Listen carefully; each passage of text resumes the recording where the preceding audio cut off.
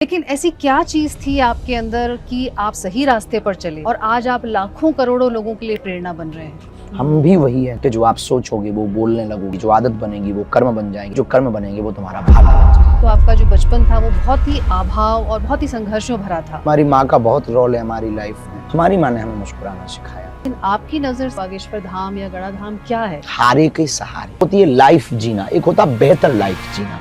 आपको ये कॉन्फिडेंस कब आया था और उसके बाद आपने फिर पीछे मुड़ के नहीं देखा? जिंदगी में टर्निंग पॉइंट तो एक रात ही थी। भले ही जेब में फूटी कौड़ी ना हो पर चाल तो सम्राटों जैसी चल। अभी जो जेनजी जनरेशन जो कही जाती है, बॉर्डर पे हैं। बॉर्डर पे हैं आप, आपके जीवन साथी की क्या परिभाषा है? क्या ऐसा होता है कि ये भूत प्रेत होते हैं? हमको कभी भूख लगी। धर्म एक अलग चीज है और अध्यात्म एक अलग चीज है। जैसे क्या आप चाहते हैं कि इस 25 साल का युवा जो छत्तीसगढ़ वो किस तरह से आगे और डेवलप? यदि ये होती है तो छत्तीसगढ़ की गति में और प्रगति आए।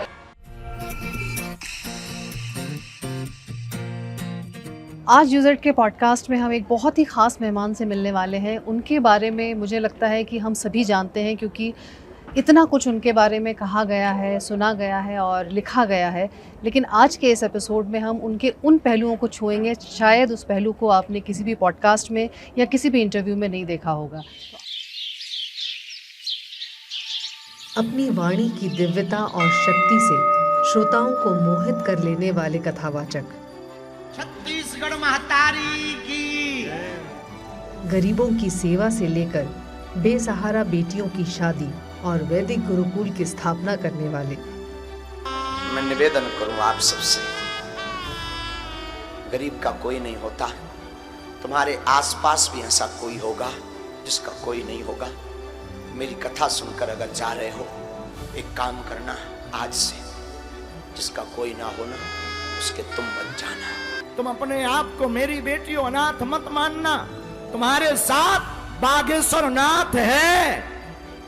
जन कल्याण की भावना से भरपूर पक्के सनातनी, वे अपने आप को छत्तीसगढ़ का भांचा कहते हैं और मानते हैं कि लोक सेवा ही सनातन की सच्ची सेवा है।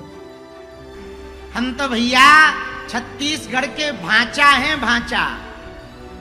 हनुमान जी की कृपा से यही वो जगह है, यही वो पंडाल है, यही वो ग्राउंड है जहां से हुंकार भरी थी, तुम मेरा साथ दो, हम तुम्हें हिंदू राष्ट्र देंगे। आइए यूज़र्ड के आज के एपिसोड में मुलाकात करते हैं बागेश्वर धाम सरकार के पीठाधीश श्री धीरेन्द्र कृष्ण शास्त्री जी। बहुत धन्यवाद। नमस्कार।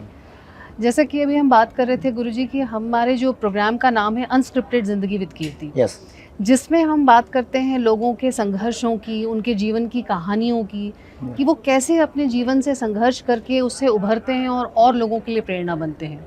अगर आपके जीवन की बात की जाए तो आपका जो बचपन था वो बहुत ही अभाव और बहुत ही संघर्षों भरा था।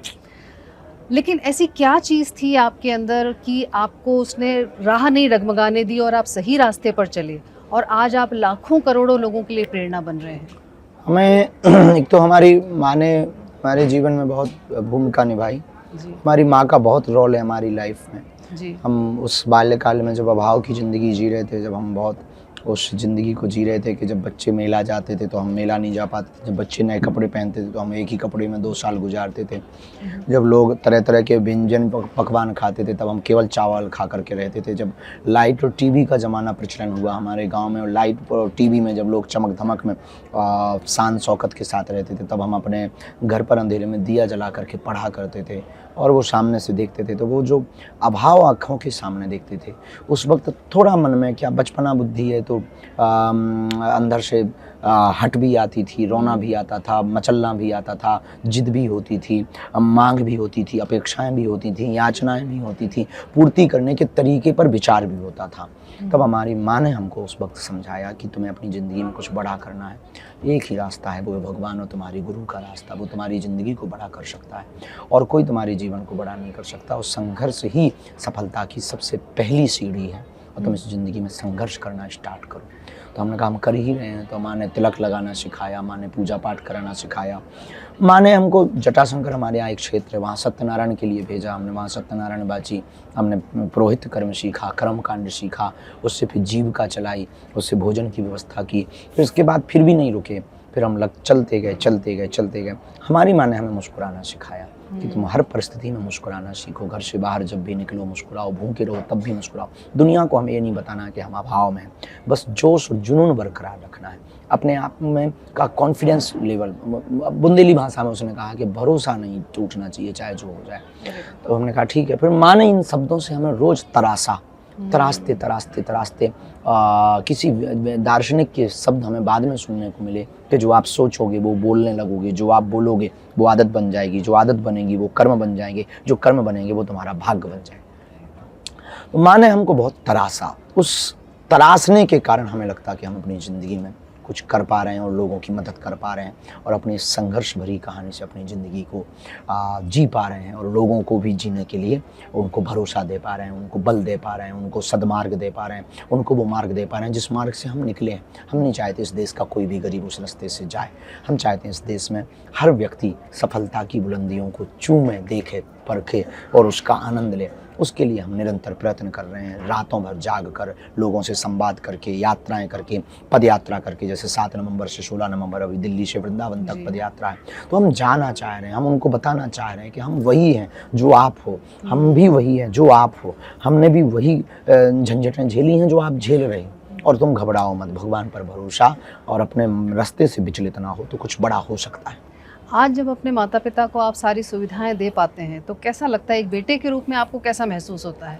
है तो सब उनका और हमारा कुछ ऐसा खास नहीं है, तो हमको कुछ भला बुरा नहीं कि जैसे अब वो अभाव में नहीं है तो आपको अच्छा लगता है एक बेटे के रूप में?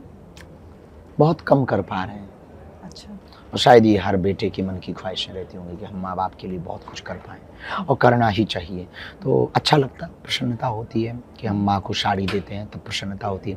जब हम माँ को कभी कभी भोजन की अच्छी सब्जी लेकर के जाते हैं, प्रसन्नता होती है। कभी कभी माँ को कुछ पहनने के लिए लेकर के जाते हैं तो माँ को प्रसन्नता होती है। उसको थोड़ा खुश देखते हैं तो और खुश होते हैं, क्योंकि हमारी माँ ने एक साड़ी में जीवन गुजारा है। साल भर एक साड़ी को बांध करके रहती थी, फटी हुई साड़ी को वहीं बांध लेती थी और वो रहती थी।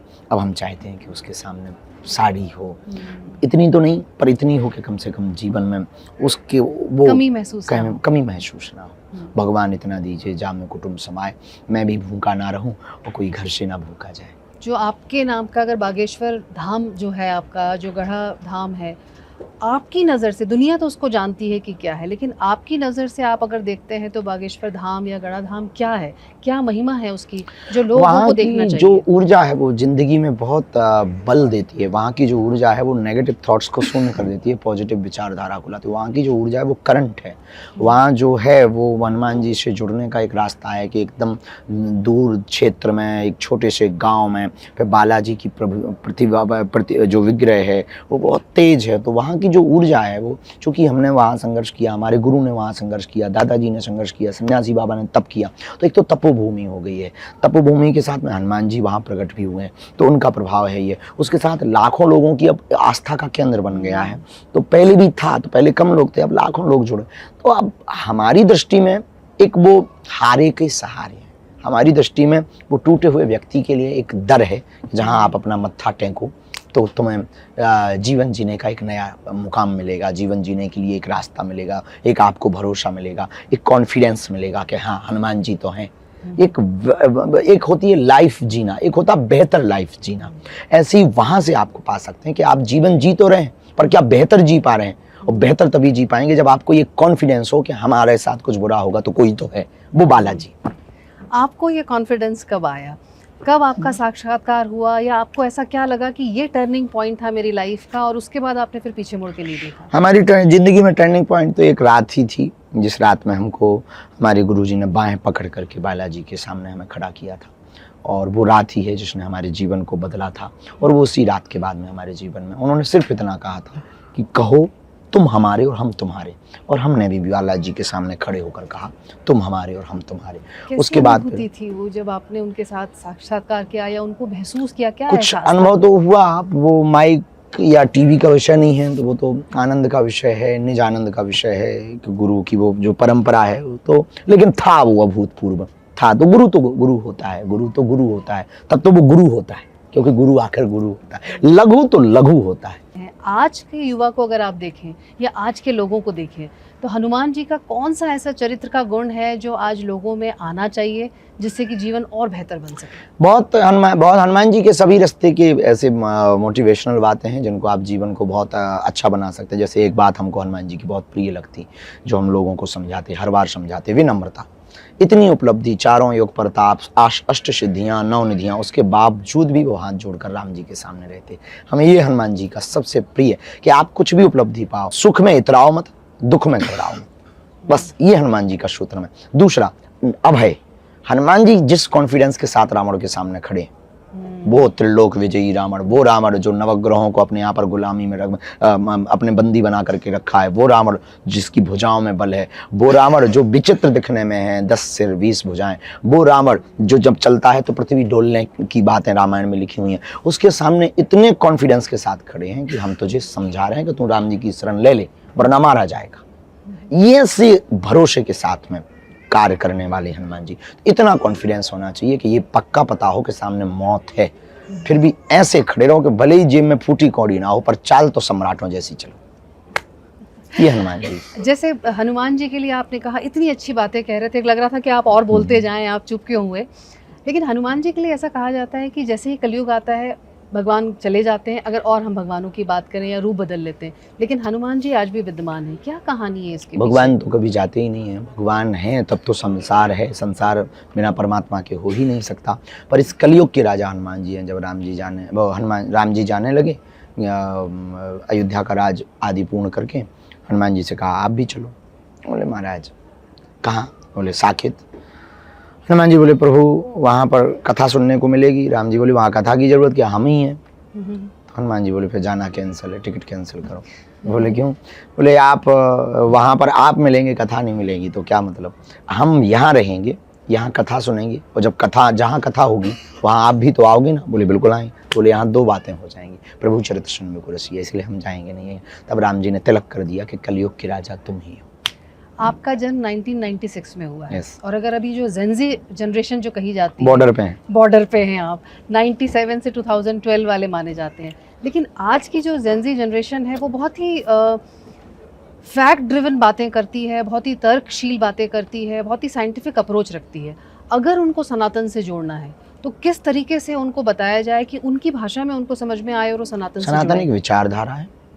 जैन जी, अल्फा बीटा जो भी अभी आने वाले हैं भविष्य में भी, सबके लिए सनातन एक तर्कपूर्ण है, सनातन एक साइंटिफिक है। जान लेना ज्ञान है, प्रकट कर देना विज्ञान है। तो जानने के लिए सनातन जरूरी है और उसका आविष्कार करने के लिए जैन जी, अल्फा बीटा जरूरी है। तो जान लेना ज्ञान है, प्रकट कर देना विज्ञान है। जैसे हमने एसी बनाने की कला जान ली, ये ज्ञान है, और उसको बना के बता दिया, ये विज्ञान है। चला के बता दिया, ये विज्ञान है। तो सनातन ज्ञान है और साइंस विज्ञान है। सनातन हमको सूत्र देता और विज्ञान उसको परिवर्तित करके बता देता। सनातन हमको पढ़ाता है, 2 + 2 4 होता है, और वो साइंस करके दिखा देता है, प्रूफ कर देता है। बस तो ये दोनों में कभी विरोधाभास नहीं, बस दोनों को मानने वाले लोग ही विरोधाभास टकराते हैं, अपने अपने स्वार्थ के लिए टकरवा देते हैं। ऐसा होता ही नहीं है कि ज्ञान और विज्ञान दोनों एक दूसरे के विरोधी हों, अपितु एक दूसरे के पूरक, क्योंकि विज्ञान ज्ञान के बिना अधूरा है और ज्ञान विज्ञान के बिना अधूरा है।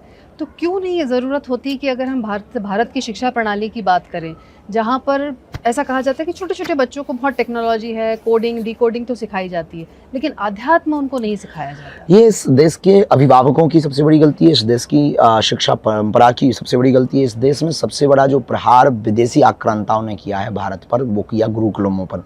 गुरुकुलमों की पद्धति खत्म हो जाने के कारण, अभिभावकों की उसके प्रति रुचि खत्म हो जाने के कारण हमारी संस्कृति, हमारी संस्कृत प्रायः लुप्त होती चली जा रही है, और हमने उसको पश्चिमी विचारधारा को ही मॉडर्न ज़माना मान लिया और डेवलपमेंट ज़माना मान लिया। अपितु ऐसा नहीं है। ये बात यदि जैसे हम भी जैन जी के बॉर्डर पर ही है, हम भी जीते हैं, हम भी आपकी मोबाइल का भी सदुपयोग करते हैं, आपकी टीवी का भी सदुपयोग करते हैं, कैमरा का भी सदुपयोग करते हैं, पॉडकास्ट का भी सदुपयोग करते हैं, न्यूज़ चैनल का भी सदुपयोग करते हैं, गाड़ी पर भी का भी, जहाँ भी सारी चीज़ का प्रयोग करते हैं। विरोध में भी नहीं है, क्यों हो, ऐसा भी नहीं है कि हाँ, जो सनातन हमारा वो साइंटिफिक है, हर चीज का विज्ञान है। तिलक का हमारा विज्ञान है, तिलक आज्ञा चक्र के बीच में लगाया जाता है जिससे प्रेशर होने पर स्मरण शक्ति बढ़ती है। कलावा का नाड़ी का विज्ञान है, ये नाड़ियों को कंट्रोल रखता है तो हार्ट अटैक जैसी चीज़ों को कंट्रोल करने में मदद करता है। धोती का विज्ञान है, ये गैस्ट्रिक समस्या के लिए नाभि के पास में बांधी जाती है, इसका भी एक अपना साइंस है। हर चीज़ का साइंस है। बस सबसे बड़ी दिक्कत होगी पढ़ना नहीं चाहती जेन जी जनरेशन, और वो कहती है ये सब प्रोपोगंडा है।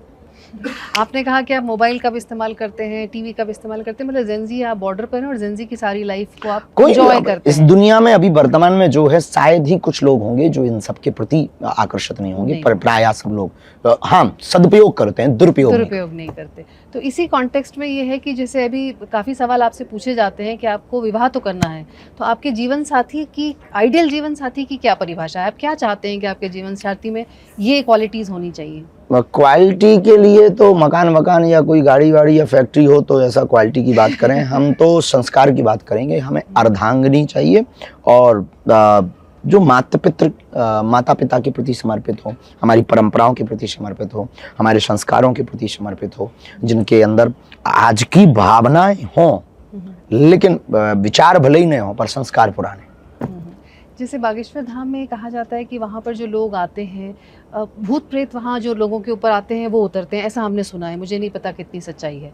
तो क्या पहली चीज़ तो कि ऐसा होता है, और क्या ऐसा होता है कि ये भूत प्रेत होते हैं और वो लोगों को पकड़ते हैं? यदि होते नहीं होंगे तो तुलसीदास जी ने कोड किया है, भूत पिशाच निकट नहीं आवे, महाबीजम नाम सुनावे।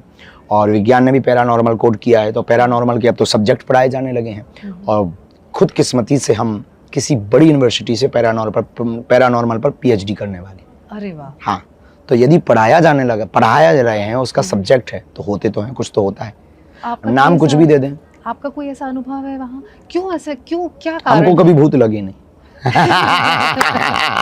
तो कोई अनुभव नहीं है क्योंकि हम हनुमान जी के पास रहते हैं। आप जैसे वहाँ देखते हैं लोगों को, नेगेटिव एनर्जी, पॉजिटिव एनर्जी, दो एनर्जी होती हैं। आप इस पे भरोसा करते होंगे शायद, नेगेटिव पॉजिटिव एनर्जी पे तो भरोसा करते हैं, बस वही है। नेगेटिव एनर्जी है भूत प्रेत, पॉजिटिव एनर्जी है भगवान। तो वो क्या हनुमान जी से डरते हैं? जी, नेगेटिव एनर्जी हमेशा पॉजिटिव एनर्जी से डरती है। Hanuman ji means positive energy, very power house energy है। पॉजिटिव एनर्जी का पावर हाउस है हनुमान जी, अष्ट सिद्धि इन्होंने दिया है। नेगेटिव एनर्जी मतलब गंदी एनर्जी है, तो वो हनुमान जी से नहीं डरेंगी तो किससे डरेंगी? अंधेरा हमेशा उजाले से डरता है। आपको अगर ये आपको अपनी लाइफ का कोई एक टाइटल देना हो तो आप क्या देंगे? जहां उलझो वहीं सुलझो। जहां उलझो वहीं सुलझो। अरे वाह, ये तो बड़ी आपने गहरी बात कह दी। जैसे अभी हमारे छत्तीसगढ़ में आप हैं और आपकी इतनी रामकथा हुई, इतने लोग आ रहे हैं आपको सुनने के लिए, और छत्तीसगढ़ भी युवा बन रहा है, 25 साल का हो रहा है, तो क्या आप चाहते हैं कि इस 25 साल का युवा जो छत्तीसगढ़ है वो किस तरह से आगे और डेवलप करे? युवापन में जोश भी हो पर होश भी हो, बोध भी हो, और युवापन पर पहुंचने के बाद में बहुत सी चीज़ों की सावधानी रखी जा सकती है। तो डेवलपमेंट तो बहुत हुआ है और होना बाकी है। बस्तर में कुछ लोगों का बिस्तर बांधना बहुत ज़रूरी है, मतांतरण का बिस्तर बांधना बहुत ज़रूरी है, नक्सलाइट एरिया में नक्सलियों का बिस्तर बांधना बहुत ज़्यादा ज़रूरी है। वहाँ पर विकास के पुरुषार्थ के रास्ते, विकास के रास्ते खोलना बहुत ज़्यादा ज़रूरी है। तो छत्तीसगढ़ में बहुत नवाचार हुआ है और अब युवापन पे है तो निश्चित रूप से नवाचार होगा। 2-4 चीज़ें बहुत ज़रूरी हैं यहाँ। सबसे पहले तो मुद्रा विक्रय बंद होनी चाहिए। यदि ये होती है तो छत्तीसगढ़ की गति में और प्रगति आएगी। और दूसरा, गौ माता के लिए गो अभ्यारण्य होना चाहिए। ऐसे रोड एक्सीडेंट भी बचेंगे और गाय माता के प्रति, सनातन के प्रति, हमारी संस्कृति की आराध्या माँ है उसके प्रति हमारी भावनाएं भी सुदृढ़ रहेंगी। ये 2 कार्य यदि होते हैं तो बहुत अच्छा होगा। अंत में एक सवाल और पूछना चाहूँगी कि धर्म और आध्यात्म, इन दोनों को लोग बहुत गलत तरीके से जोड़ते हैं, जबकि मेरी समझ जहाँ तक है धर्म एक अलग चीज़ है और अध्यात्म एक अलग चीज़ है। जैसे धर्म का मतलब है कि वो आपका भाव है, आपको पूजा पाठ या मंदिर जाना वो धर्म नहीं है, आप उसे अपने जीवन में उतारें, वो मुझे लगता है कि वो धर्म है, और खुद से जब आप मिलते हैं वो अध्यात्म है, ऐसा मुझे लगता है। ठीक है, तो ना एक दूसरे के पहलू हैं। हाँ ठीक है, आप निज मत होते हैं सबके। जी, आप वही मैं आपसे पूछना चाहती हूँ कि आपको क्या? हम कभी भेद नहीं करना चाहते, कभी भेद नहीं करना, कभी भेद नहीं करना चाहते। धर्म का मतलब है धारणा, जिसको धारण किया जा सके वो धर्म है। अध्यात्म का मतलब है एक ऐसा अध्याय जिसको सुलझाया जा सके। तो दोनों ही अलग नहीं है। धारणा के बिना खुद को किसी भी विषय को नहीं सुलझाया जा सकता। जाने बिना किसी भी चीज को सुलझाया नहीं जा सकता। खुद से मिलने वाली जो आपने तर्क दिया वो भी बहुत अच्छी बात है कि खुद को खुद से मिलाना अध्यात्म है। हमें लगता है खुद को खुद से मिलाना, आत्मा को परमात्मा से मिलाना अध्यात्म है, आत्मा को परमात्मा से मिलाना धर्म है। दोनों अलग नहीं किया जा सकते, दोनों एक दूसरे के पूरक हैं। ऐसे एक नंबर 2, इसी में नंबर 2 सेवा धर्म है, सेवा धर्म है, विचार अध्यात्म है। पर सेवा का विचार जरूरी है और विचार की सेवा जरूरी। धर्म है सेवा। धर्म का मीन्स मतलब घंटी बजाना, आरती करना, पूजा पाठ करना, यही केवल धर्म नहीं, लेकिन ये भी जरूरी है। ये क्योंकि छोटा आ की पढ़ाई है और आप छात्रा ज्ञा तक जाना चाहते हो तो आ से ही स्टार्ट करना पड़ेगा। आपको बीच में स्टार्ट नहीं कर सकते। हाँ, नींव है। तो पूजा पाठ के बिना आपका भरोसा दृढ़ नहीं होगा। पूजा पाठ से भरोसा दृढ़ होगा। जब आप इतने अंदर ही अंदर पक्के हो जाएं तो जो पूजा पाठ में परमात्मा की सेवा कर रहे हो, तो जिस नारायण की सेवा आप मूर्ति में करते हो वही सेवा फिर आप नरों में करने लगो। फिर आप नर को नारायण बनाइए तो वो सेवा हो गई।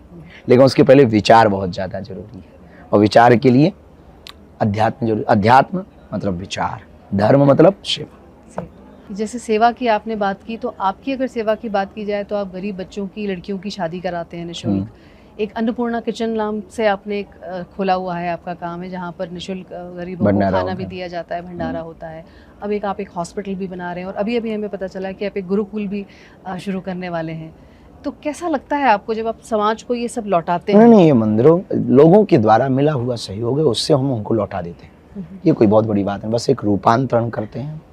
लोगों ने हमें सहयोग दिया या अपेक्षा हमने की, उन्होंने हमें दिया, हमने उनको दूसरे तरीके से लौटा दिया।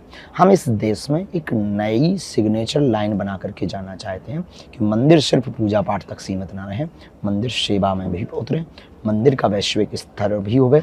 मंदिर वैश्विक स्तर से लोगों को बुलाता तो है, लोगों को जोड़े भी और जोड़ता तो भी, लोगों के जीवन भी बनाए। हमारा यही ध्येय है। मंदिरों की दान पेटियों में आने वाली चढ़ोतरी से हिंदुओं की गरीब बेटियों का घर बसाया जाए, ये हमारा संकल्प है। मंदिरों में बैठे हुए परमात्मा की पूजा के साथ साथ मंदिरों में आने वाले व्यक्ति को भी परमात्मा रूप में माना जाए, ये हमारा दृष्टिकोण है। मंदिरों में कृपा तो मिले, दुर्गा तो मिले, पर दबा भी मंदिरों के अगल बगल यदि खुल जाए बहुत अच्छा होगा। मंदिर सरकारी अधिग्रहण में न रहे, मंदिर से सेवा प्रारंभ हो, मंदिर स्वतंत्र रहे, क्योंकि परमात्मा किसी के परतंत्र नहीं रह सकता। बहुत बहुत धन्यवाद गुरुजी, बहुत बहुत धन्यवाद। आज धीरेन्द्र शास्त्री जी से इस एपिसोड में बातचीत करने के बाद एक बात बहुत ही गहराई से समझ में आई कि जो आज भारत तीसरी शक्ति बनने की तरफ मजबूती से बढ़ रहा है, उसमें भारतीय धर्म, आध्यात्म, वेदों, पुराणों और उपनिषदों की शिक्षा की मजबूत नींव भी शामिल है, जो हमें मजबूती से ज़मीन से तो जोड़ती ही है, साथ ही खुले आसमान में उड़ने की ताकत भी देती है।